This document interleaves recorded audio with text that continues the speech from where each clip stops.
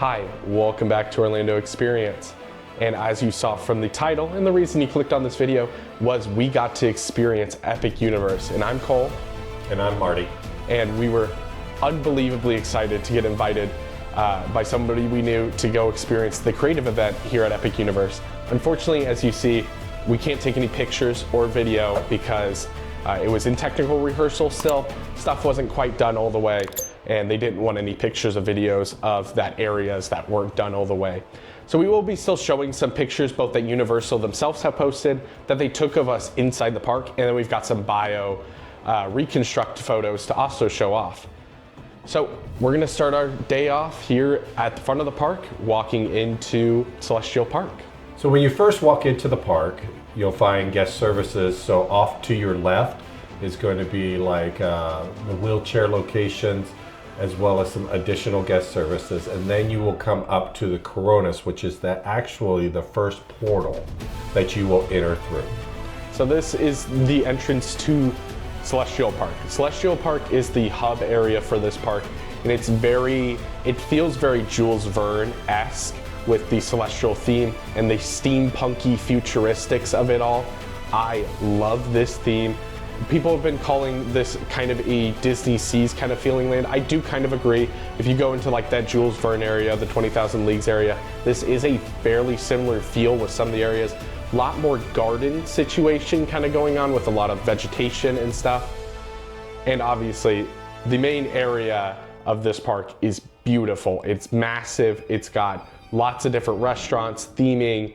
It's absolutely wonderful to look at. Yeah, I mean, this area is just gorgeous. This is how you bring kind of the park into a park. So not only has it got a lot of statues and artwork in it, there's a lot of lighting, there's a lot of great landscaping in the area. And one of the things that you're going to notice when you get into this area is water is playing a major part of the overall feel of the space and the kinetic energy that you will experience in the Celestial Park area. Now in Celestial Park, there are two main attractions. One is Stardust Racer, and the second one is the Constellation Carousel. So what we're going to do first is kind of give you a little bit of our take on Stardust Racer. So Stardust Racer is a new Mack coaster, and I believe it's one of the first that Universal's ever built. It is an amazing ride to start off. We were very shocked on how well this rode. It was slow in sections, but I don't think it harms the pacing. I really like the hang time it gives you, especially towards the back. It could really bring you off guard. The two launches throughout the ride are fantastic, and that celestial spin is just amazing to actually experience finally. Yeah, so obviously these are dueling racing coasters by Mack. As Cole just said, they have dual launches. The first launch is really cool because you take off and you get the first boost, and then there's actually a second boost to that launch. Lots of airtime on this. There's the yellow track and the green track. I personally think that the green track was a little more enjoyable and fun to ride because in the celestial spin, it felt like its movement was easier to see the yellow train kind of twist around you, which was just a really cool effect. These are, people would say, well, how does this kind of rate to other things? So I think Velocicoaster is a little more of an intense ride than Stardust Racer is. But Stardust Racer does a great job of just kind of flowing you through the experience instead of kind of forcing you through it, if that makes any sense. So it's just a very good ride as far as being able to still give you force while still allowing you to kind of flow through the track with the cars. Yeah, and this is going to be one that I think everyone will be very excited to experience at night for the first time. Unfortunately, the park around this time wasn't quite ready for nighttime guests, so we didn't get to experience anything past dark, but I've heard it looks amazing. I mean, we've seen photos from bio and stuff of it running around, like streaking across the sky like a meteor. And the onboard audio was also a huge benefit because I personally love onboard audio on coasters. And then our other attraction for Celestial Park is going to be the Constellation Carousel. So unfortunately, we didn't get to experience this. Our day was pretty tight at times, and it was just one of the rides that wasn't a must do for us. But from what we saw on the outside, love the fountain area on the outside, massive carousel building. I mean, it's probably the biggest carousel I've ever seen.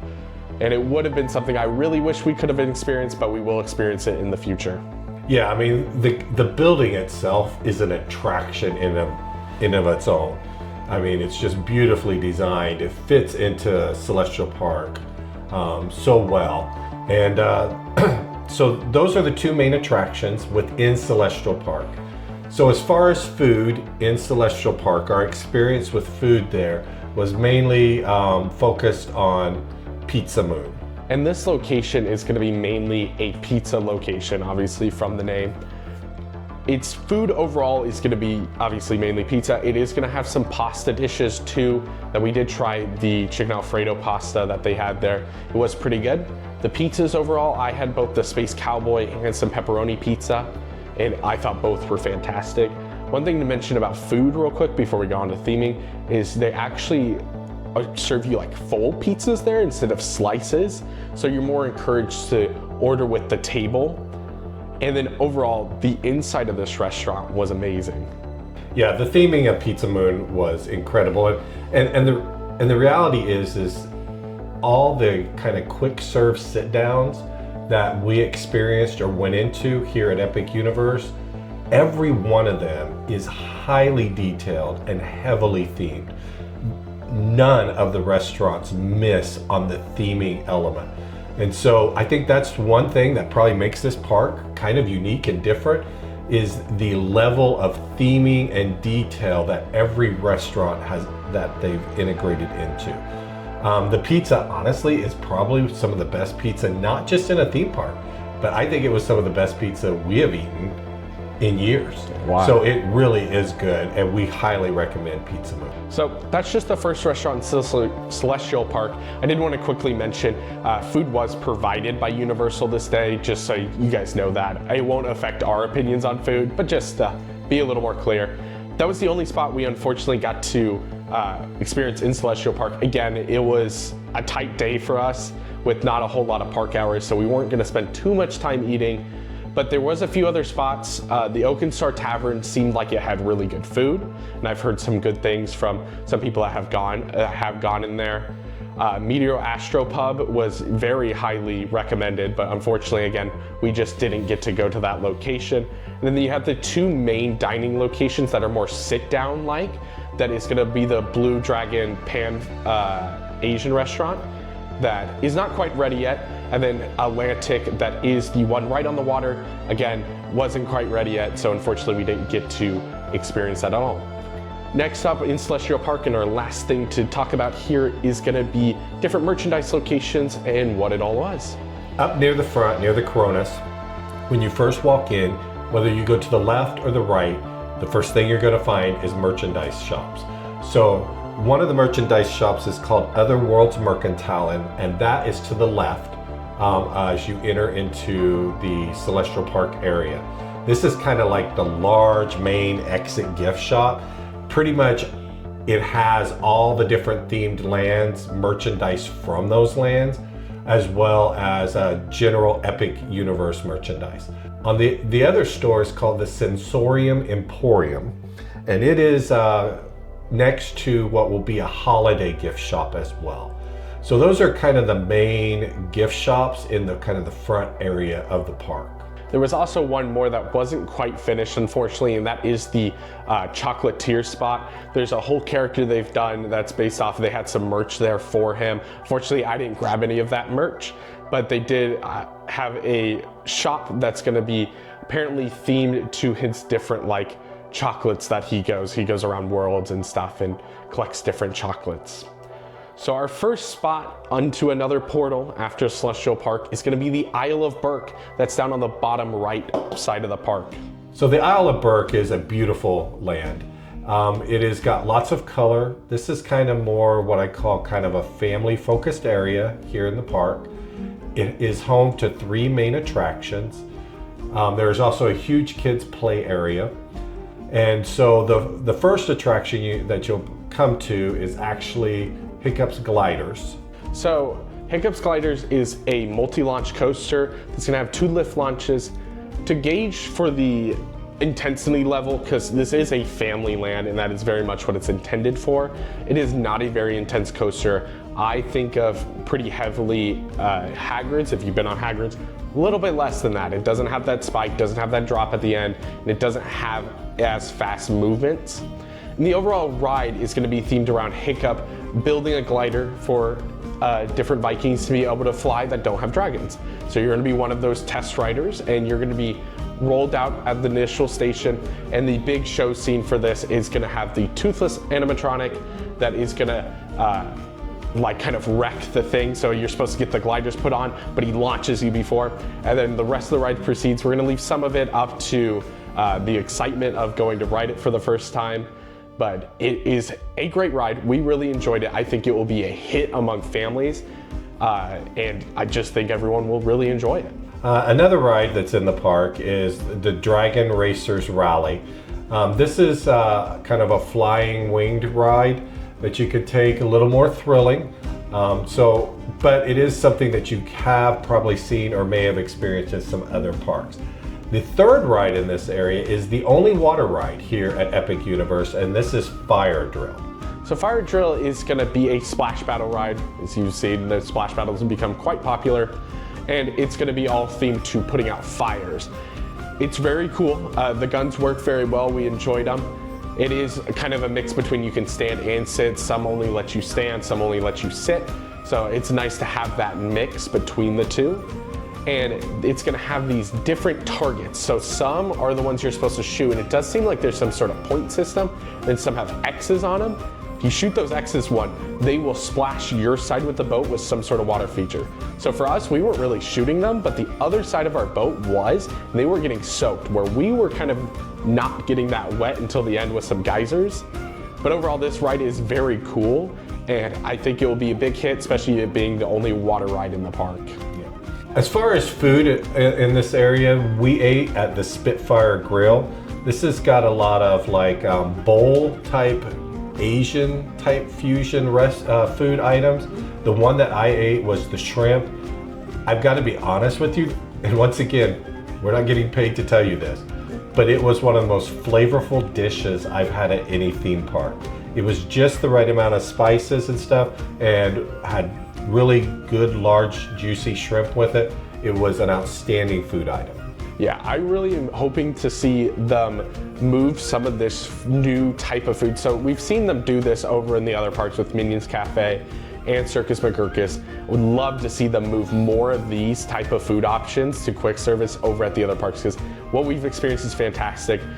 We unfortunately didn't eat at Meat Hall, but we've heard very good things. If you like more like turkey legs, stuff like that, and a more hearty, meaty meal, you're gonna really like Meat Hall. If you like drinking alcohol, I've heard they have mead in there, so if that's something that interests you, definitely go check that out. For merchandise, there wasn't a ton of merchandise stands all around. I mean, there was a decent amount of shops. We didn't peruse them too much because personally our group just didn't care about the merch as much. But it did seem like there was a lot of good merch. There was a sweatshirt that I really liked that they actually showed off on a promo image that I'm probably showing right now. And they also do have like little baby dragons that seem to be kind of a mystery hatch thing, where you take one and you buy it and then you kind of like hatch it. And then it comes with almost like the egg is like a sling bag and you can bring it with you. So that's a super cool thing for especially kids. I could see them loving that for that area. The other big attraction in this area is the Untrainable Dragon Show. We did not get to see that, but it is in a large indoor theater complex, and we have heard that one of the really cool effects is a dragon flies out over the theater while you're watching the show. Yeah, so that obviously that show's coming from the park in Beijing, so it's not necessarily a new show. There's been videos of it circulating the internet for a while, just like what we're in the future, what we're going to talk about with Nintendo. It's not necessarily new, but we have heard it's a fantastic theme park show, and we really wish we were able to see it, but again, time was just so short in the park for this day. Yeah, so that leads us to the Wizarding World of Harry Potter, the Ministry of Magic. So this area, Universal wanted to merge two things together. So they wanted to bring in the Fantastic Beasts franchise into a land, but they also still wanted to be able to tie in the Harry Potter shows into the space. And so you actually get two experiences here. The main land, the shops, the restaurants, what you walk into are focused on Paris, but the ride attraction actually transports you to the British Ministry of Magic. Yeah, so this land immediately is probably the most jaw-dropping among all the lands in this park. It's so unbelievably big. I know you've probably been told that many of times, and you've probably seen videos and pictures and stuff. It's really hard to gauge it when you're not there. Once you enter it, you really feel like you are not in a traditional theme park land anymore. There's so many big shop windows. They're full 3 stories of buildings to really give you that feeling of scale. And one of the things I immediately noticed is just some of the background areas you weren't necessarily allowed to go to, but you could see. So like, say over in Green Gots, I love Green Gots, but there's a couple staircases that clearly lean to like paintings or shorter staircases to give you just forced perspective. There was staircases in this that were full-size staircases to really give you that sense of scale there. So the main show in this one is going to be called Les Cirques Arcanus. We did not get to see the show. Once again, this was in technical rehearsal, so there was some challenges at times with the show, but this is focused on Fantastic Beasts, and we've heard that it is a beautifully done show and that it's not to be missed. Yeah, so the show is theming off of a circus tent that is going to be like a cellar of Fantastic Beasts, and they're kind of like showing off like a carnival kind of stellar show, and I believe you're gonna be trying to help some like wizard into getting back the Fantastic Beasts from these encampments. Again, yeah, we've heard the show is amazing. The special effects, and I've heard it, are revolutionary. We really wish we could see it, but again, time restraints for this day were really tight. The main attraction for this land, unfortunately, was closed for us, but we were able to experience the queue line. It's gonna be Harry Potter and the Battle for the Ministry of Magic. I will say, again, didn't get to ride the ride, but this was jaw-dropping. So you go to the left side of the park, pretty hidden entranceway that I personally like about the Harry Potter area. It's more hiding their entranceway, making it more feel like a cohesive experience. You're gonna be heading through the Metro Flue that if you've ever seen the movies, if you haven't, it's kind of like green fire that acts almost like teleportation to certain spots that are all done through fireplace. And it's a really cool effect. We're gonna spoil exactly how it works. It's really cool. You walk through, then you enter the Ministry of Magic that I will say was jaw-dropping when we walked in. Yeah, honestly, this is the best queue line of any ride in the world. It's that good. I would go get in line just to experience the queue line for this attraction. That's how good it was. The attention to detail, the stunning and beautiful tile work that's in this queue line, and the color palettes that they use are just, it's encompassing. And then once you walk through the flue and you end up in the main hall, the scope and scale of that is just mesmerizing, is really the best word. The giant statues, it's probably 7, 8, 9 stories tall in that space. It's just the attention to detail is truly something that has never been done. So you could go to Diagon Alley and you go into the bank and stuff, and that's really impressive. Or you go into the castle in Hogsmeade and there's such a great story being told there. Those two attractions, their queue lines pale in comparison to this attraction. The other thing that you will experience in this attraction and that we did get to see is there is a really good animatronic of a house elf that's going to help you on your journey.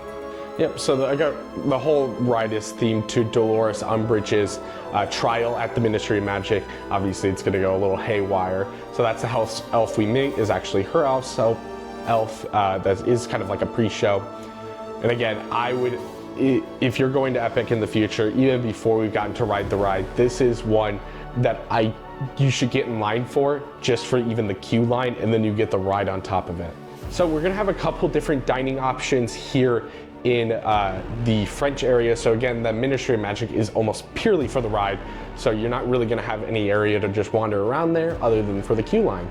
So food-wise, there are two main food locations that are quick serve sit down in this area. The one that we got to try was Le Goblet Noir. It's located kind of in a back alleyway of the land, and the food kind of has a little more of a German twist to it. So the food was very good. I did want to talk a little bit about the theming real quick, with the dining room being very similar to almost Hogsmeade, very much more enclosed, but it had a lot of really cool theming, and every room had a little bit of a flair to it. So again, it was very German inspired food. They obviously had butterbeer here, because why wouldn't they? But I had the Jaeger Schnitzel, that is a pork cutlet with this like mushroom sauce on top, and then just came with some fries. I really enjoyed it, actually. I'm not usually somebody that really enjoys mushroom things, but for me, this tasted really great. I thought it was really flavorful, and it was a very big portion, so I really enjoyed that. The other dining option in this was Café L'Air de Serine. This is gonna be a French restaurant, obviously with the outside being very French, with the German one kind of being tucked away by itself. Again, we didn't get to, unfortunately didn't get to go inside this one and experience anything because, again, tight on time. But the food that we did see, many of our members of our party looked very good to them. The other couple of food options in this land is there's a butterbeer cart, obviously, and then there is a candy treat store that's located in the land as well. Yeah, and that other treat store is going to be very similar to what we've seen in the other two Harry Potter lands. Just again, it's going to be Harry Potter themed. It's going to have your chocolate frogs. It's going to have, they actually had some macarons and some truffles. So they all look very good. Again, we didn't get any of those, unfortunately, at this time. And then for merch, there's a lot of shops, I will be honest, in this spot. But the two kind of main ones, I would say, are going to be mainly the wand shop, and then the shop kind of on the corner after you round in is going to be another one of the main house shops that's going to have a lot of different Potter House merch and a few different things like that. The wand shop obviously had all the new wands that are going to be coming with this land. So if you didn't know, just a little bit ago, Universal announced their wand 2.0s, and they actually launched them right after. We actually have a full video up of me going around messing with one of the 2.0 wands, because you can get them in the normal park right now. This new wand shop, though, had a lot of different options for those wands, and had some new boxes that were like triangle shaped. Some of these new wand options looked great. Like, they looked really, really cool. And I really like this direction they're moving with. Instead of like focusing more on character wands, they're focusing more on wands that you can personalize, kind of are more personal, because they're more of a theme rather than a person, so you're not trying to associate with that other person. The other two shops mainly were that one on the corner that has a lot of merch for the houses, including some Fantastic Beasts merch. They had a lot of Niffler merch, so if you like Nifflers, those are very good. And then there's obviously the exit shop for the Ministry of Magic that had a lot of Metro Flu merch, and the Metro Flu merch actually was pretty cool. They also did have some merch kind of scattered about that was themed to that French area. We'll talk a little bit about merch in a little bit. I did buy a few things. And then obviously the wand spots are kind of a mix and match all over the place. Unfortunately, I didn't get to, again, I didn't want to spend too much time on wand spots. I did get to try out one wand spot that we walked past that had a Niffler, and you cast a spell to like hold them up basically, and a bunch of coins will fall out of its pouch. It was really fun. The other thing I just wanted to briefly mention about this land is that not only, as Cole just mentioned, the scale of it, but what they've done this time. So, you know, they learned. So when they did Hogsmeade, you know, the buildings are more tighter in, the walkways are clearly get congested more. And then when they moved on to Diagon Alley, they raised the height of the building so that they could widen the walkways and still keep the same intimate feel to the space. Well, in this land, they've widened the walkways a lot more to be able to handle the crowds, and to maintain that intimate space, they've made the buildings even taller than the first two Harry Potter Wizarding World areas. So this brings us to Dark Universe. So Dark Universe is all going to be themed to Darkmoor. That is the village that houses a lot of the monster situations. I don't know why anyone would live there, but this was my most anticipated land, as I've mentioned many of times at this point. So it is by far, in my opinion, even geographically, like, it is the smallest land. You could tell almost immediately that this could really use an expansion. I would love to have that foot room. But that first reveal of walking around into the village, seeing that fountain, and then the giant Frankenstein castle in the back was just amazing. First, I might say that I thought the portal for this land was the coolest of all the portals. I love the design, the architecture of the portal entry area. The land is beautifully done, once again, just like all the other lands here. There are 2 main attractions located in this area.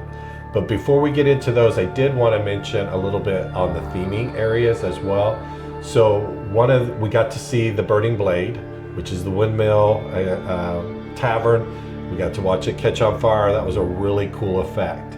The other thing that I thought they'd done a really good job at, and you kind of see this throughout the park, is they really tried to get landscaping in early so that it had time to start maturing in the space. And I felt like that experience of mature landscaping really comes through in the forest area by the Curse of the Werewolf roller coaster. We did not get to ride the Curse of the Werewolf, but it is a max spinning coaster, but the forest is already really kind of coming into a thick look to it, and really helps with the overall theme of that ride. The one thing I will say is the sign for the Curse of the Werewolf is maybe the best coaster sign I've ever seen. And then the merch, I loved the merch. And so this is the Curse of the Werewolf shirt. I loved it. I thought it was so well done. The other few things I want to talk about with the lands, theming wise, other than Curse of the Werewolf, is just a couple. It's obviously a very adult to teenage land. They make that very clear right as you walk in, with bodies strewn about and stuff, and with especially Das Steakhouse having full like vampires that have been stabbed and stuff. This is obviously not a family-friendly land. They didn't really intend for it to be. It doesn't mean you can't bring your family in it. There's just certain parts you might want to avoid.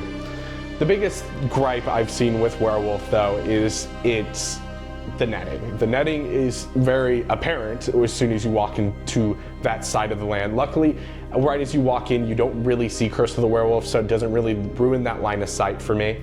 But the netting is quite abundant. And I will say, I don't mind it, I think, as much as other people, and I understand why Universal had to do this. It wasn't really a choice, it was for safety, but it definitely does harm that forest area for me just a little bit. The one thing I would say about the netting is it does allow the Curse of the Werewolf coaster to be more interactive with the walkways, which I think is really cool. So the coaster feels like it's closer to you. It's going up and over the walkways, and so it actually allows the coaster to have a very strong kinetic energy in that forest area. Yeah, so I think some people are bashing it a little too much. Get in there, experience it for yourself, form your own opinion. But the main attraction, obviously, is gonna be the Monsters Unchained Frankenstein experiment. So that's gonna be in the big Frankenstein castle. The outside of the castle looks amazing. Like, it's probably my favorite facade in the park. It is so grand, and periodically the lightning will strike the top, and the top will start electrifying and have a ton of lights all over it, all over the building. And then also down in Darkmoor, there's like pylons that start lighting up and chaining electricity all over the place. It is so cool. So initially, you're gonna walk into the Frankenstein Manor. You're gonna end up on the bottom floor. You're gonna be walking through a few of the study rooms.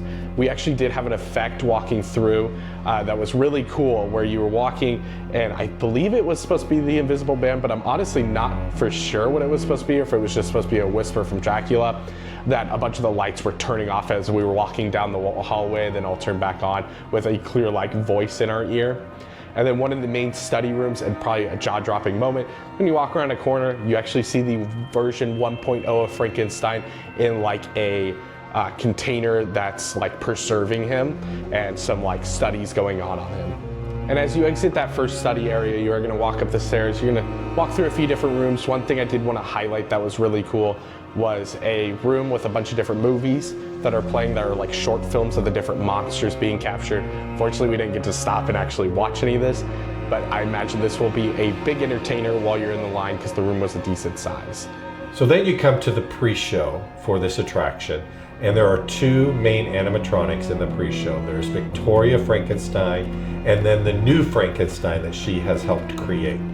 These two animatronics are truly some of the best animatronics I've seen at any theme park at this point, and really build the atmosphere and get you ready to board the ride. So, as we entered the load station, it is a very cool load station. This is something I'm going to keep secret. We're going to keep a lot of the parts of this ride secret because I think this is something you need to experience first and foremost because it's amazing.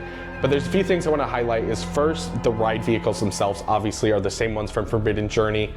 Similar arm system, a little newer, a little bit more advanced, and are much smoother.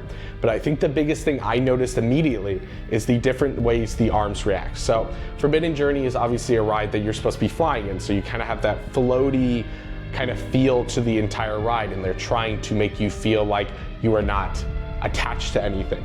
This one is not the case. You are supposed to be attached to an arm that Igor is controlling.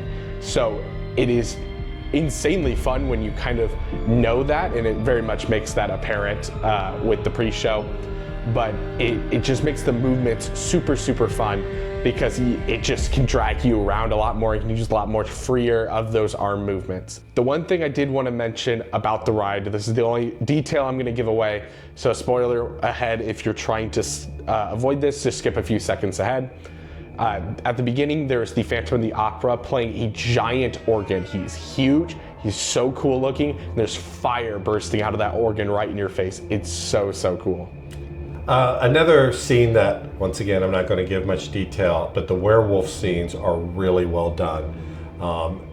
If you want to kind of get a feel for this attraction, I consider this a little bit like Halloween Horror Nights, Family Gets a Ride.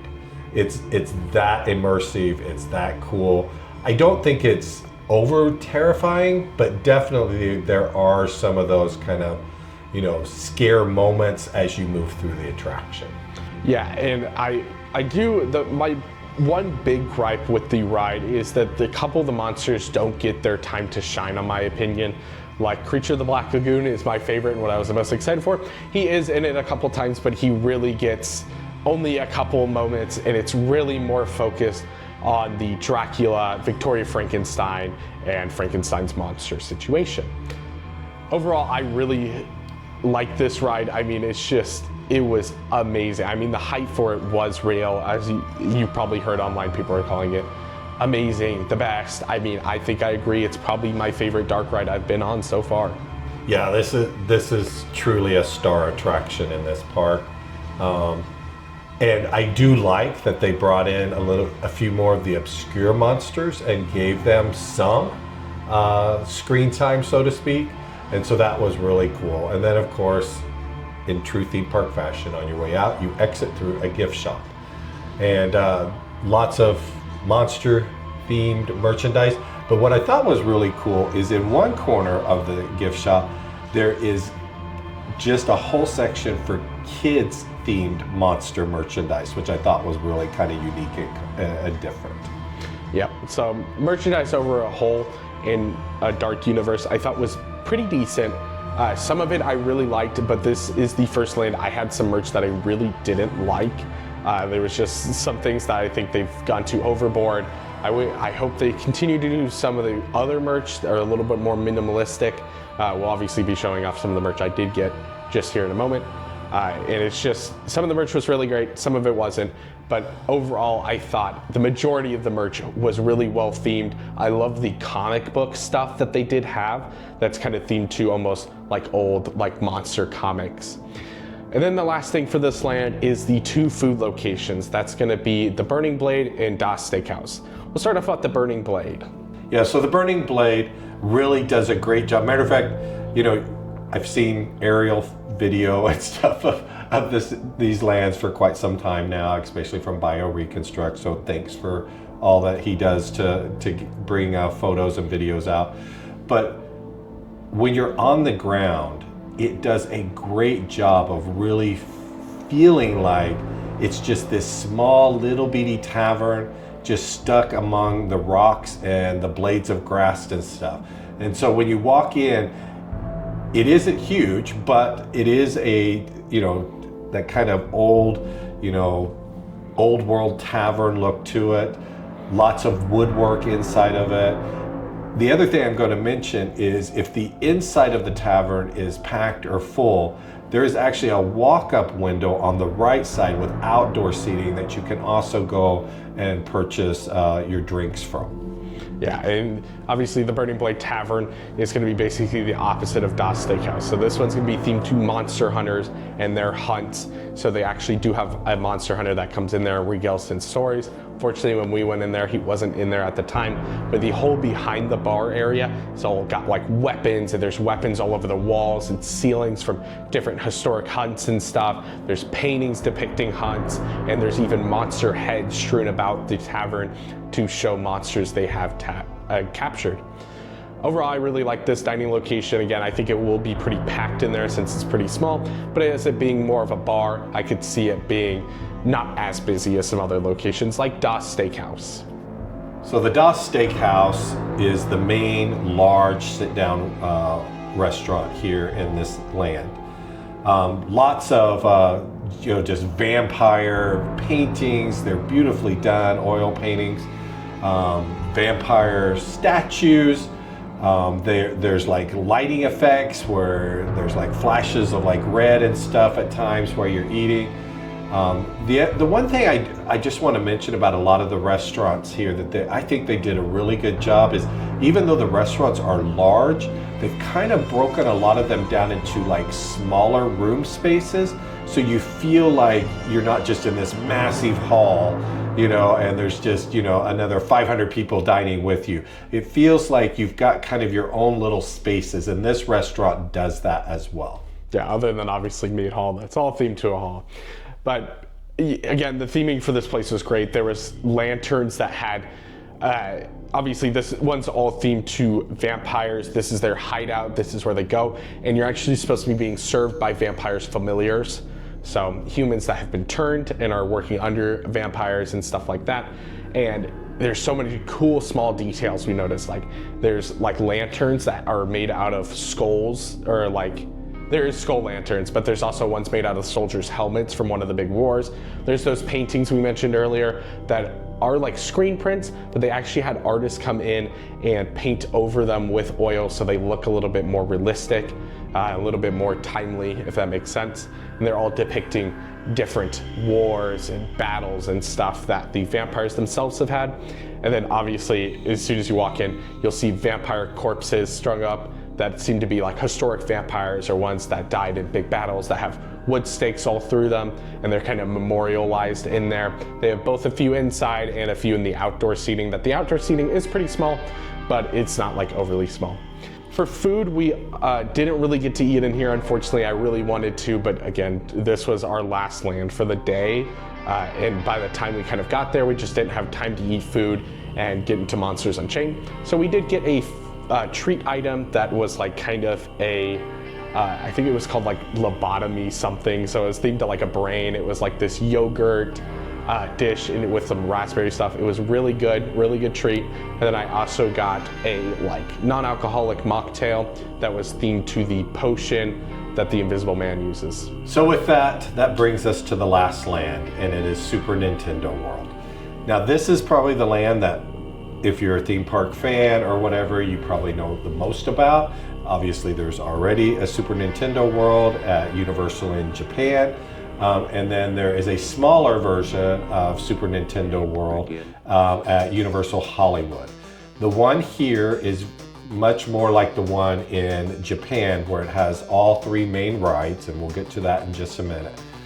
So, from a kinetic energy standpoint, this land is just loaded with movement. Matter of fact, it's almost stimulation overload.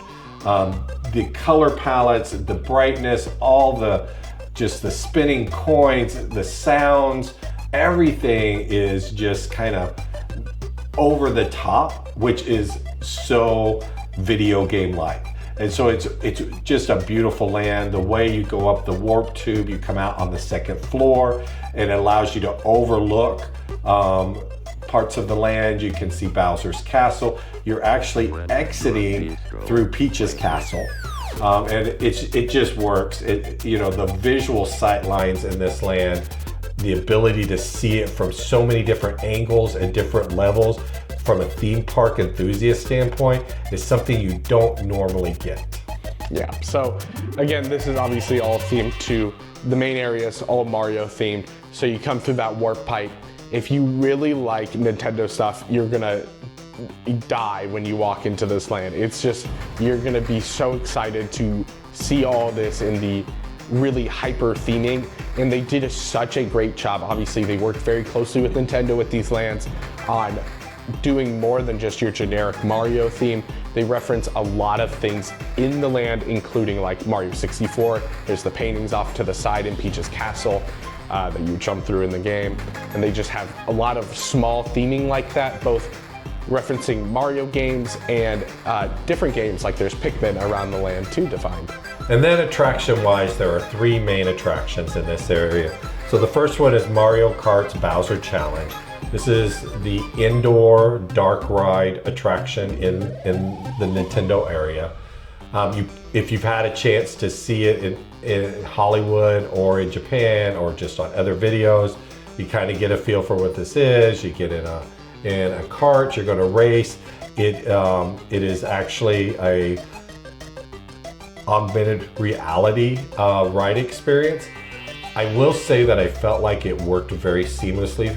So even if you don't play video games or you're not real used to that type of headgear, I think this headgear works just fine. I think it's easy to use.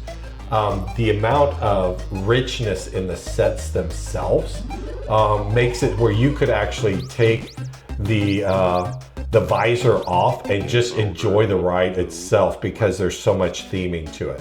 The queue line is obviously beautifully done.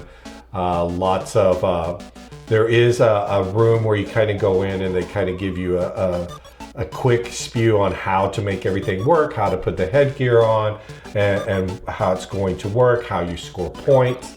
I love the ride. I think this is a very re-rideable attraction because of the gameplay element in it. Yep, so obviously it's a shooting dark ride. A lot of people kind of forget that, and I have heard very mixed opinions. I feel like Nintendo has a very polar feeling to a lot of its rides. Some people really, really like them, and some people really, really don't. With this being an AR ride, if you don't know what AR is, it's not VR. You don't put on a headset. They're gonna give you kind of a Mario hat that you're gonna put on, and then once you get on the ride, you actually kind of put almost a piece of glass in front of you, and then it overlays kind of a video game over it. So you're gonna see the other racers, a few different things like booze and stuff coming at you throughout the ride. And it's mainly a shooting ride with you picking up power-ups on the way that are just gonna be shells that you're gonna shoot at the opponent racers, and that you also will be using the wheel to be able to turn, and the whole goal is to gain as many coins as possible, just like a point system. And then at the end, obviously, there's like a screen that shows you how much points everyone in your group got, what's the highest today, what's the highest of this month, and I believe there was a highest of all time. The next ride in the land is Yoshi's Adventure. So Yoshi's Adventure is very much, it's an omni-mover type ride. Think of it as kind of like a people mover if you've been to Magic Kingdom. I love these type of rides, and the queue line for this attraction as well as the overall ride, the theming, really is probably the one ride in this park that kind of goes back to that old school dark ride experience. So, you know, the way the line is laid out, and then you go up on the second level, you board the ride. It's a moving turntable, so it's consistently flowing and moving people on and off the attraction to really increase capacity. In the cars themselves, there is an interactive gameplay as well to this attraction. There are 3 eggs that you will light up as you push them. So when you see the egg, whether it's the red egg, the blue egg, or the green egg, if you see it in the ride, you push that and you can collect all the eggs. Yeah, overall, I think this is going to be one that's a very big smash hit with little ones. I just think this is a great, like really slow, really friendly ride to just about anyone of any age. And they have that interactive element that is just nice to have. And then you just sit and you slowly go around a part of the Nintendo land. One thing I did want to mention is that our land is slightly bigger than the one in Japan. It's very small, just giving us a little more foot space, but it is very similar to that. With that being said, we're going to be walking back all the way back into Donkey Kong Country that is pretty new to Japan, only been open a few months now, so we're not too far behind with the Donkey Kong Country area. There's a few different interactive things in this area. One thing that we haven't mentioned yet is the interactiveness with the power bands. We'll get into that a little bit when we're talking about merchandise, but lots of interactive stuff. They're gonna have a Donkey Kong meet and greet here. That's gonna have a big old Donkey Kong. Fortunately, was not out at the time of us going, so we'll have to definitely come back and check him out. And then the main attraction back here is gonna be the minecart ride. Yeah, so the Minecart Madness ride, this is a roller coaster themed to Donkey Kong. You're in a minecart. Each cart seats 4 people. And the way this attraction works is it looks like, they themed it to look like there's a track on top of the actual track. And so it looks like in parts that you're jumping over broken tracks and it'll make you feel like you're veering in one direction, you really go in the other direction. So it really works beautifully well. So the queue line in this attraction has one main animatronic experience, and it is with Cranky Kong. Really well done. Once again, the animatronics in this park are done top-notch all across the board at every attraction we experience. Once again, it's a fun ride. The one thing I would just say is I was surprised when I first started riding it, and I know that that is part of the experience, but it felt a little shaky, and I know that that was designed to do that, but it was a little bit of a surprise when it first started. Once you kind of got the feel for that, you know, then you started flowing with the coaster track much better, and it was a great ride. Once again, great family attraction. You know, this park has 11 rides, and the majority of the rides can be ridden by smaller children as well. So I think Universal is really trying to bring that full family attraction lineup into this park, so that everybody in the family, young and old, can really ride most of the rides together. Yeah, so going off of that, we've seen, especially with some bigger riders, that this park is very accommodating, and that's very good to see, because Universal has not been always the best about being accommodating with some different things, but I'm really glad to see that inclusion. Back to the Donkey Kong ride just a tad. It's obviously all themed about getting the golden banana back. Again, like he said, it's a little shaky. It's almost jarring at first how much it pulls you around. Obviously, it's designed to do that.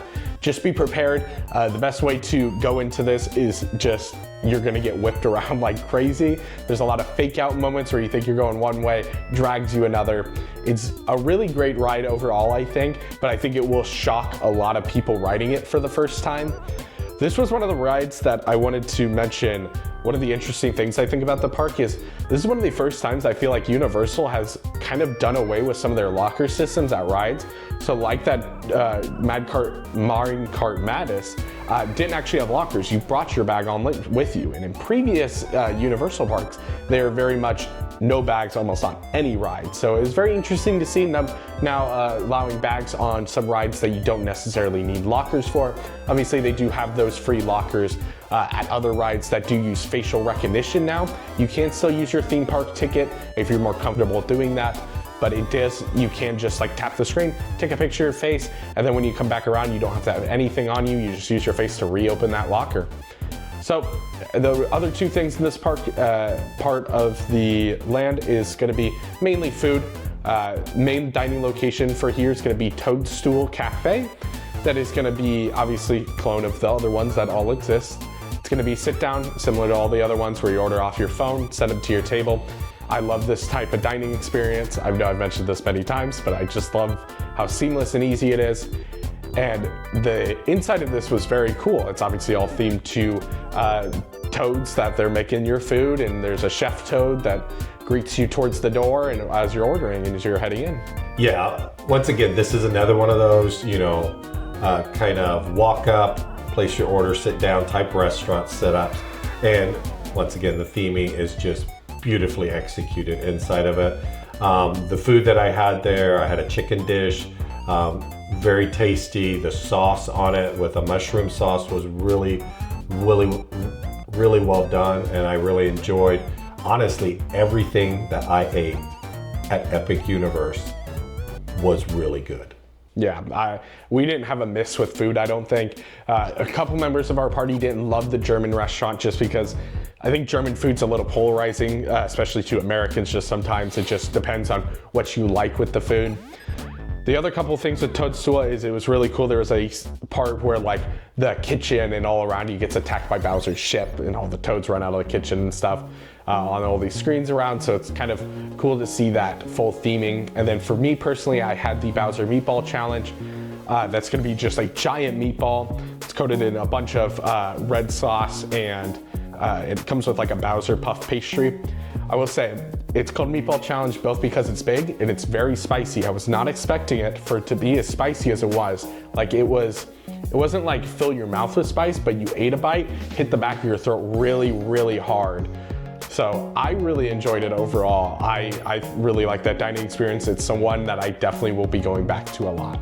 So merchandise wise, well, guess what? It's Nintendo merch.